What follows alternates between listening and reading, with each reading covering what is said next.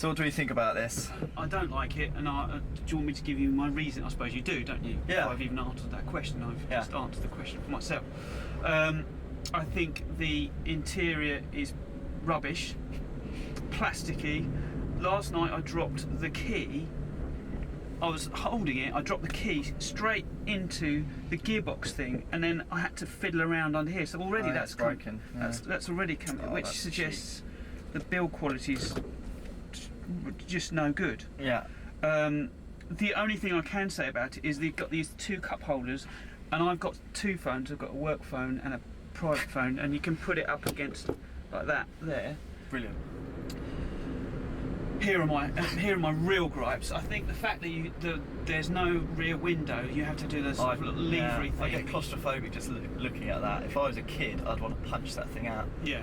That's a little bit extreme, isn't it? You've got some anger issues, surely. I just, as a kid, you know when you'd have wind down windows and they wouldn't wind all the way down, and you'd have that little bit of glass. I can remember that frustrating me a lot. My parents wouldn't let me. You weren't allowed to touch the window. No, I wasn't allowed to touch the windy things. And there's no boot space in the back. It's got this, and they've just added this little extra, the little sort of knick-knack type of shelf. The gear change is notchy. The engine is gutless. It handles terribly. It understeers terribly. It's got a choppy ride. It's got a really choppy ride. It's not particularly comfortable, and I think there are other cars out there that you can get for this money that are much better, and I think this is just a little bit too poor. Yeah, I hate to say this, but I agree with you. I did the launch of this car, and back then I said, you know, it was cheap but not particularly cheerful. But I gave it a 3-star verdict because it was going to start at 5,995.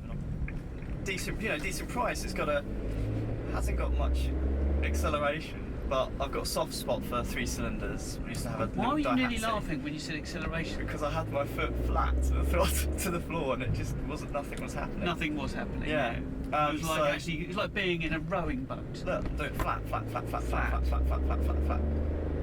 Yeah, I can barely feel the kind of inertia. But anyway, back to the car. Yeah, 5,995. I thought that's brilliant. Scrappage on the way. I thought this is one of the cheapest cars money can buy. And okay, it feels cheap, but it's apart from this gator down here, you think it would last. It feels robust.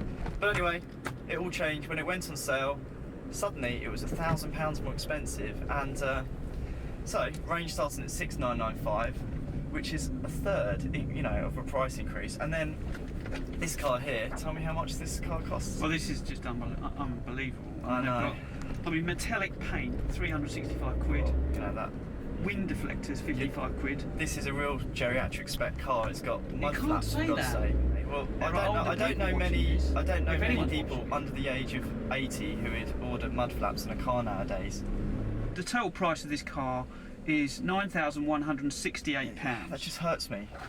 I actually think, maybe if you're paying £5,995 with scrappage, that's £2,000 off. That's £3,995. That's £4,000. That's a bargain car. Fair play. Yeah. But as soon as they put the price up, Nissan have gone wrong, haven't they? They've done it wrong. What is this person doing? I don't know. I'm going to get hooted now. I had my indicator on.